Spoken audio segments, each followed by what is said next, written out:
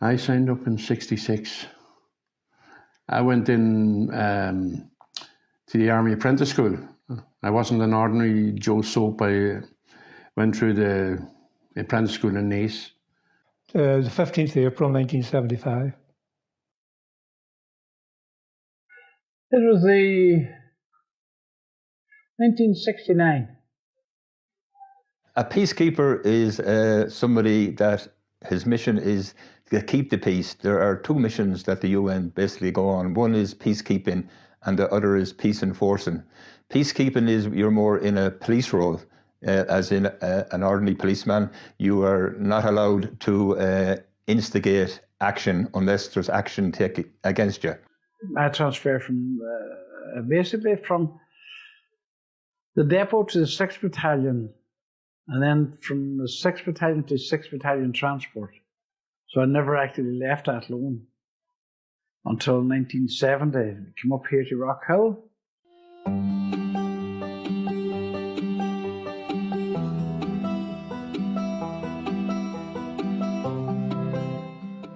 Rock Hill, Camp Arrow at the beginning, but I didn't experience Camp Arrow as such, and landed in Rock Hill as a mechanic. We were sleeping on the front lawn in Rock Hill. Now, there was no chandeliers, nothing like that. And yeah, it was quite interesting because you had the people from all over basically Ireland. You had them Galway, Mullingar, Athlone, mainly the Western Command.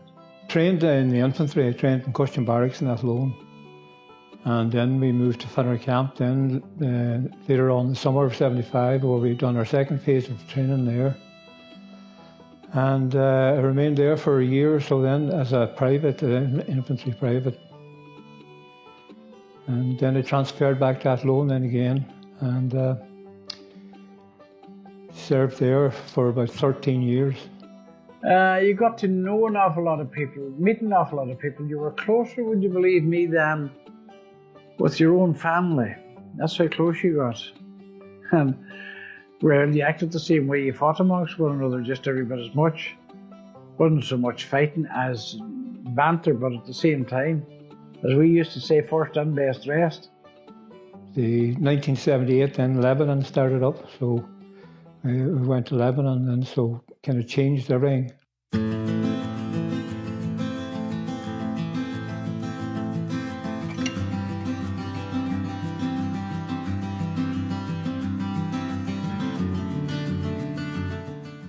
ABC News has learned that Israeli armed forces have completed preparations for a military attack into Lebanon, and U.S. officials believe will strike within a few days, probably this weekend.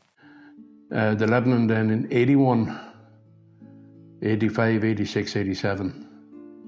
In the 70s, I think the Lebanese Civil War started probably in 1975, 76. And there was two big things in the 70s. Well, three if you count Northern Ireland. Northern Ireland was one of the things that was making the news. The other thing was the end of the Vietnam War in 75. But the big thing that was coming on a lot of people's screens was the situation in Lebanon. And first of all, it started off with a civil war.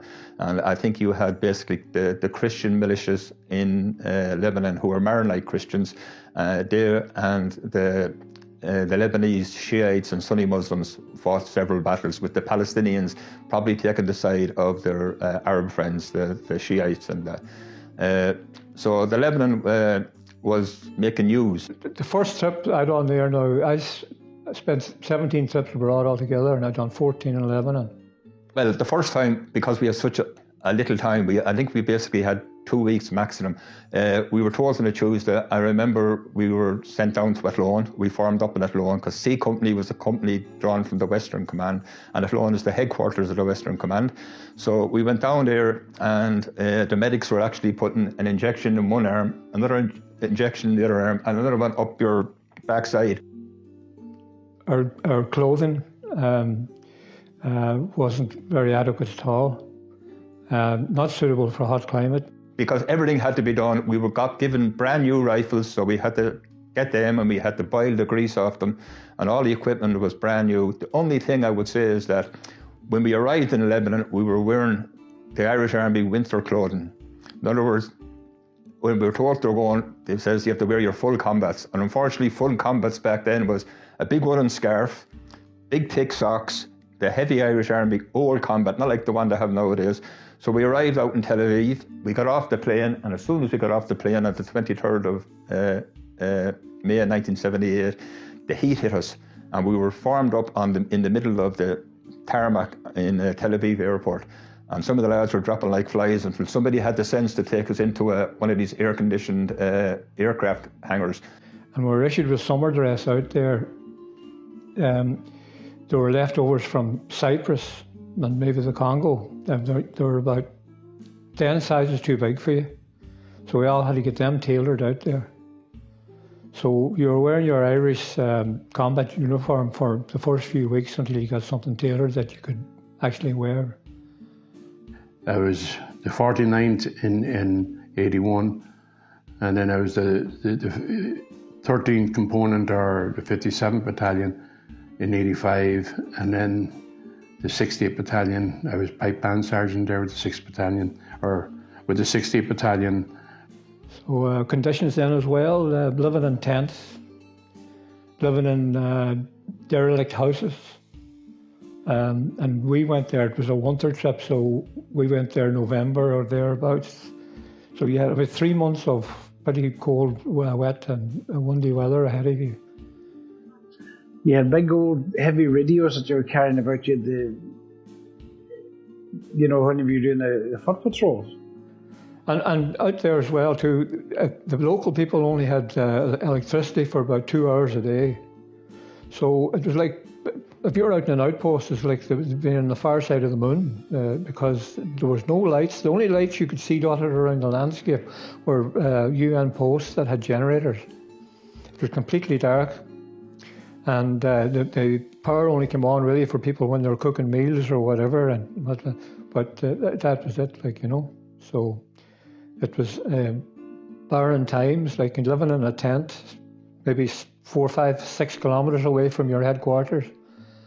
And could maybe only 10 out there in an outpost, very isolated. So prior to the invasion, it was a lot more intense because the Israelis had the South Lebanon Army, which was basically an Israeli-backed militia that we used to confront on a regular basis, and we used to have to turn them back because they weren't allowed to come through our checkpoint, even though they would wanted to come through to get up to the back of the village and all that there. So we had more confrontations dealing with them up to then because of the situation we had. Some of them even turned to fisticuffs where we literally used to batter each other up, because basically we only used force with the force that was used against us, and sometimes they would come along and they would try and force their way through, and we would use maybe occasionally the odd warning shot, very rarely, but we would generally, because a lot of us are Irish and we're well able to talk, we used to convince them to go back. Well, this is the case, and then you would occasionally have to deal with the Israelis, but there was nothing we could do. We had no mandate to interfere with their operations in Lebanon, so if we stopped people at a checkpoint or whatever, and next thing they'd get on the radio, within 15, 20 minutes there'd be an Israeli patrol there. So we just had to let them move through because the Israelis controlled the area. We had no mandate to interfere with. But in 81 was a bad year for Letterkenny, for UN, for the Irish soldiers there, because that was one of the incidents where there was an Irish soldier killed in action. And I was the section commander at the time, and I sent him out to an outpost, and I'm sure you've heard of his name, Hugh Doherty, 27th of April 1981. And I sent him out to the outpost with Kevin Joyce, who was never found. We came back unscathed, but poor Hugh, he wasn't even on the original list. He was a reserve for the trip, and some boy cried off it there, and he got on last minute, and we were only 6 days in the Lebanon when that happened. Unfortunately, that was the way things went, but I always remember those, especially the masses and the commemoration days and things like that. It's just a thing that is stuck in the head. Good evening from Versailles. The ornate palace outside Paris, where the end of the seven-nation economic summit today was completely overshadowed by an Israeli invasion of Lebanon. Israeli tanks and troops, backed by air and sea bombardment, crossed into Lebanon before dawn. The aim to destroy Palestinian guerrilla bases.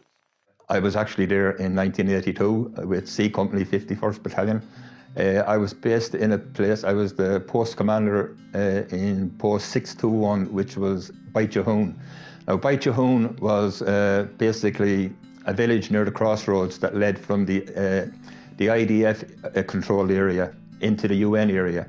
And Rubicon was the code word that was supposed to be given by the forward troops in the event of a major Israeli invasion. But on the morning of the 6th of June, I was post commander at 621 Beit Jehun, and along with other members of my mortar platoon, when Sergeant Jimmy Flanagan, who was up in the tower, shouted down to me, and he says to me, "There's a couple of tanks moving on the Snake Road." Now, the Snake Road was a road leading from the Israeli border down through Saf al-Haya into Kuneen and on into Beit Jehun, which takes you straight on up into into the Litani River and up towards Beirut. So Jimmy said there's a tank moving, and then he says, "Hold on a minute, there's a couple of tanks moving," which wasn't unusual, because sometimes they would start up their tanks and they would drive down to their checkpoint, which was forwarded us near the village of Kuneen, and they would turn around and go back up again. But within seconds of that then, we heard this massive explosion, and that was an F-16 breaking the sound barrier over our heads. And Flanagan just turned to me, shouted down to me, and he says, "Forget about it, it's Rubicon. There's thousands of them coming down the road at us." Good evening. The Israelis have been claiming sweeping successes in their invasion of South Lebanon, but diplomatic efforts to get them to withdraw have been gaining strength. The Israelis claimed this evening to have captured the Palestinian strongholds of Tyre and Nabatea. Earlier, they said they'd taken Beaufort Castle and Hasbaya. There was also a bombing raid on the PLO headquarters in Beirut. Reports say the Israelis are now 17 miles south of the capital, and there's been a sea landing north of Sidon. The first tank that actually approached the checkpoint, our checkpoint, we put out, but it was only a token gesture because we were lightly armed. Our job wasn't to stop them. Our job was just to monitor them, but to delay them if we possibly can. So we put out the tank stops, which were two big metal bars, crossed over like a big X, and we pushed them out into the road.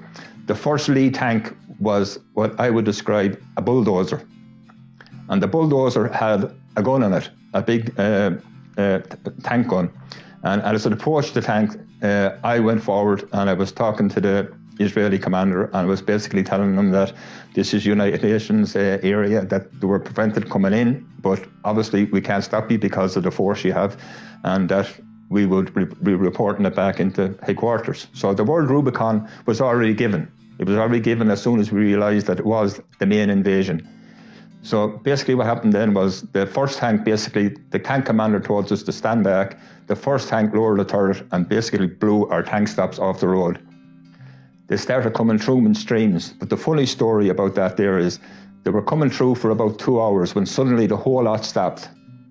They couldn't move, and I was standing out talking to probably Joe Quinn, probably Johnny Callahan or some of the lads, Huey Waters, and this Israeli tank commander came over to me and he asked me, had I got a wire cutters?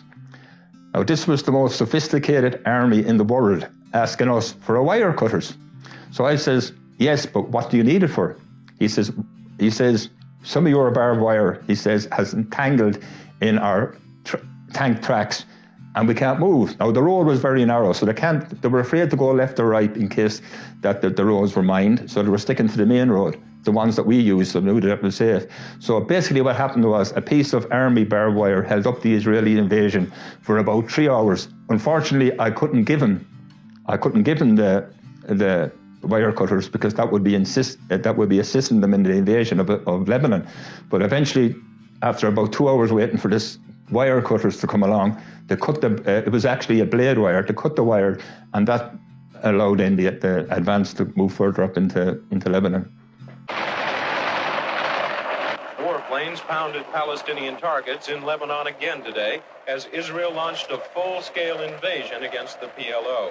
The Palestinians say they downed 3 Israeli jets and 1 helicopter in the fighting, and put more than 12 tanks out of commission. Early this morning, over 300 Israeli tanks and personnel carriers poured through UN peacekeeping forces, launching a three-pronged attack on PLO strongholds in Tyre, Nabatea, and Shabaa. The aim of the invasion was to push the PLO farther north to stop missile attacks into Israel. A lot of people, for the earlier parts, when we had problems in Lebanon, people were getting killed and whatnot, we were told by the officers in charge and whatnot, and this was the political stance as well, to play these things down. When you're writing home, whatever, your family would say, they were shooting or something. That was miles away. And our orders on the standing orders were to keep your weapon on safety, not cocked. But as soon as I got out of sight of the authorities from the house, right boys, cock your weapon, safety catch off, because that split second it takes to react, it could have been life or death. In the Lebanon was a different situation where most of the houses were flat roofs, so snipers could have been lying anywhere. And I wasn't going to take a chance with my patrolling. When Hugh Doherty was killed, I wasn't going to have another casualty in my hands. And I went against the rules, but I won't hold back on that. I thought I did the right thing there, and that's just the way you react. We lost 47 troops in Lebanon. Outside the Congo, it's been the biggest loss of life.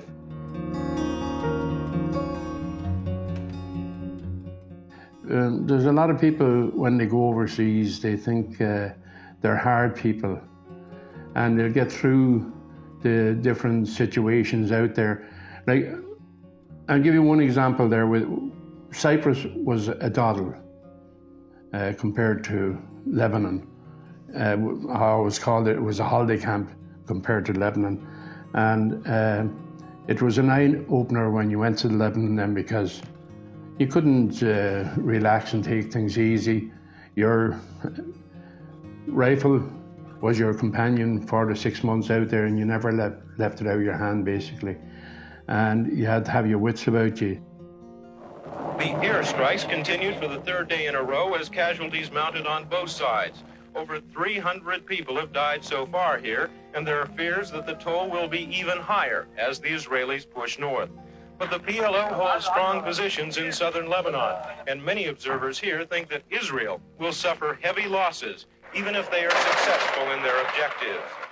Chris Harper, ABC News, Beirut. There was a case there. There was I think remember the names of the camps. There was the Burj al Braj, and there was 3 camps in Beirut. They were more or less refugee camps, and they were bombed from the Shuf Mountains by the Syrians. And I spent 2 months in Beirut as quartermaster in Unifil House, and I went into the camps as well, and you can see the devastation, the bodies, their body parts, if you like, from the destruction there, that they weren't cleaned up fully at the time. Do I believe that some of the lads were affected? Absolutely. Affected because of the situation. I mean, some units had a very quiet 6 months, some units had a very tense 6 months. So being away from home, worrying about family at home, it all will play in you. There's a lot of cases like the PTSD, and if people don't go through situations like that, they don't understand it. And the majority of people that laugh at our soldiers were coming back and say, sure, you did nothing, sure, why would you be suffering PTSD? You didn't do anything to cause that. But yet, if you're in the presence of different things happening and involved with them, it does affect you. I know that there is much more hands-on with post-traumatic stress now, but the units that I served in, I have not ever heard of anybody coming back and getting a mental debrief of the situation. Even the units that served, like for example the 51st during the invasion, the 46th Battalion, who dealt with a lot of trouble with the Israeli-backed militias. Maybe sometimes I might have wakened up during the night, as Margaret said, that I must have been under fire, or they had a thing there whenever the shit hit the fan, for a better word, that there was groundhog, so you were put into bunkers and the things were going around. But it's a side that people didn't see. They all seen these fellas out with their hands in their pockets and out getting drunk on the odd occasion, but they didn't realise they were after doing literally 7 days on call 24/7. And that's really what it was. So well, it just shows you. I ended up, like I say, totally fatigued, that I was coming out in lumps. That's how fatigued you were. The body couldn't take anymore. This is after, it wasn't just 1 week, this is constant. So you were off a week, on a week, and then we were in call during that week that we were off.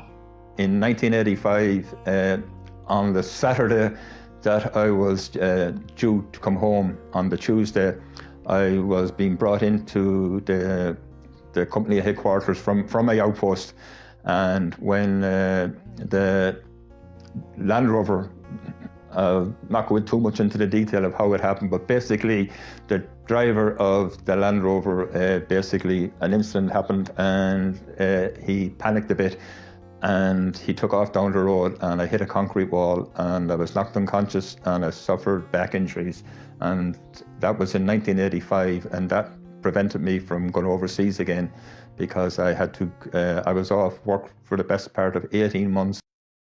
At one time, I think we had people serving in about 16 countries. And without that contribution, that's what other people in the world see us. We represent our country. We're the most successful peacekeepers in the world.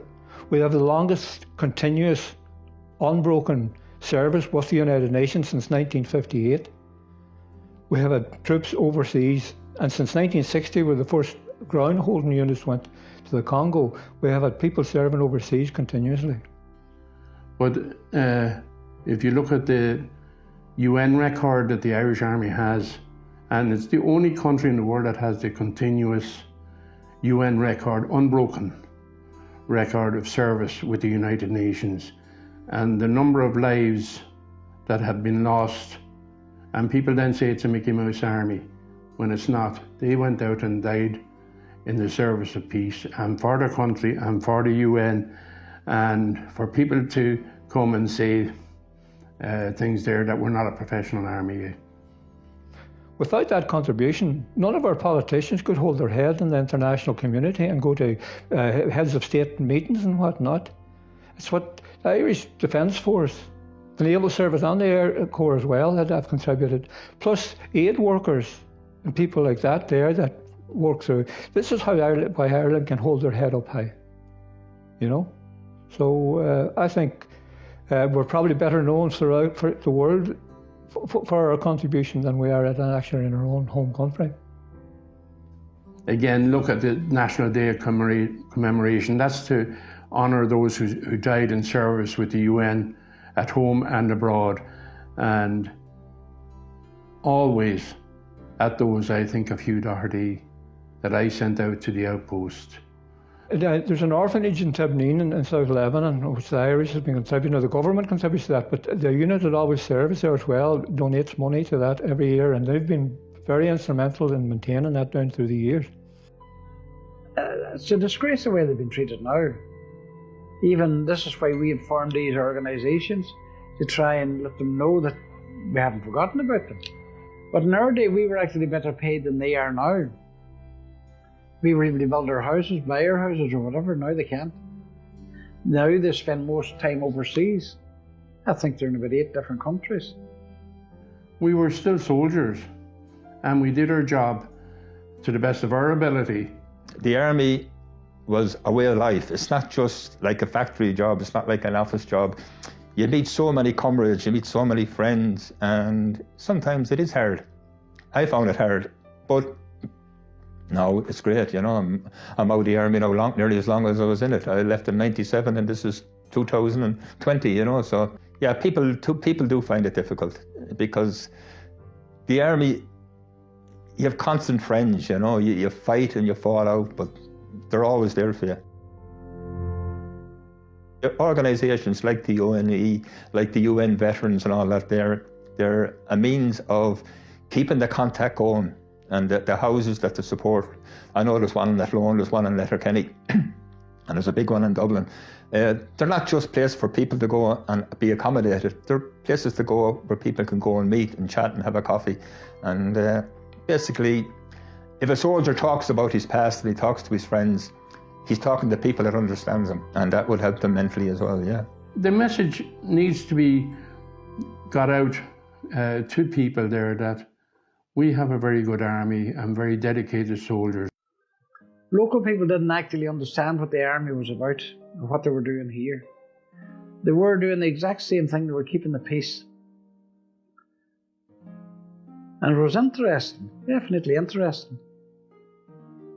Ask me would I do it now? Absolutely not. They haven't got the same comradeship now as they used to have then. Like I say, I was all joking aside, whenever we got from the front lawn into the wooden huts, and you came back in of a patrol, maybe at 8 or 9 o'clock at night, you went and you had a shower and you say, well, Jesus, I'm off now. Then you go to your locker, no clean shirts. And you always go to the next boy's locker just in case he had one. 9 times out of 10, you take his shirt as long as it fitted you. You would have met them out town and they would have been given out to you for taking his shirt. He had to wear a dirty shirt. But it wasn't, you know, that's the kind of way it was. It's just like family, that's what I'm saying. And to this day, to this very day, we're still in contact with most, you know, nearly everybody who was there then. When you've got 200 or 300 people there, you know them for 20, 30 years and whatnot. You've served overseas with them or whatever. You find yourselves in very dangerous circumstances with these people. There's bonds created there that are not created in any other walk in life, like, you know. The funny thing, if you met somebody up in Dublin, or if you're up at any of these meetings, they'll look at your ribbons. And then the conversation is going to go, what year were you there? And the hat alone is going to say, well, you were here, you were there, that's your... Although you never met before, as if you were actually still part of the same team, you can understand that. You might have met that person before in your life, but just because you're wearing that beret or you're wearing that ribbon, you were there and that was it. Who were you out along with? Jesus, I know Timmy. Timmy, do you remember the time you nearly drowned after getting into the thing That's the way they've been on. Now you would think with Jesus that Ireland was only a small village. So for anybody to think that the Irish Army does nothing, they're wrong. And it does anger the soldiers. I could keep repeating that, but that's the way I feel there. I was proud to have served. I served 3 months short of 42 years, and I enjoyed every day of it. I retired as a sergeant, and I met some fantastic people, you know, some very dedicated people. This was a devastated area. Very few people were living in it, in the region of perhaps 10,000 people, as most of the people had moved north as refugees out of this area because of the continuous trouble that was in this area for quite a number of years. The return to South Lebanon of a vast number of people to settle here. Agriculture is gaining momentum. Fields are being worked now which weren't worked for 5 or 6 years. Industry, commerce has increased a lot, and I think this must be as a result of the presence of UNIFIL here. So you would think then that from a peacekeeping point of view, the risks are worthwhile? I believe so, yes. And on the commencement of that operation, an additional 150,000 came back into the area. And during this period, there has been a spate of private house building, industrial building, development, etc., unprecedented, I would say, in this part of the world. And UNIFIL has done this for the people. giving them medical attention, assisting them in humanitarian areas, etc. UNIFIL has produced quite a lot in this area, a lot for good. Before the UNIFIL came here, it was sometimes difficult times. But now the school is open because we have the UNIFIL. The presence of UNIFIL is very important. And we are quite people and we like to see peace. And the UNIFIL help us for peace.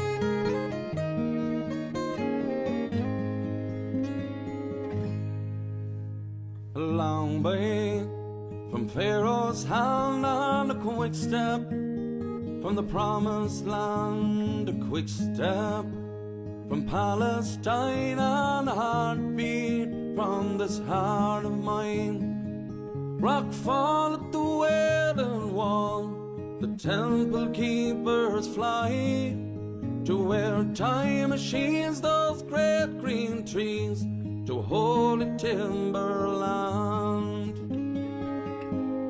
I was raised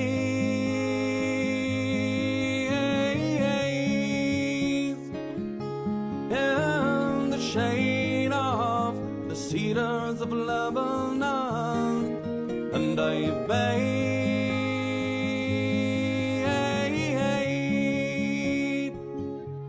in the bay where the sailors burnt the sun and gave the glass to man and all his kind. Past the sight of land, they rode on ships to Spain for what they'd find.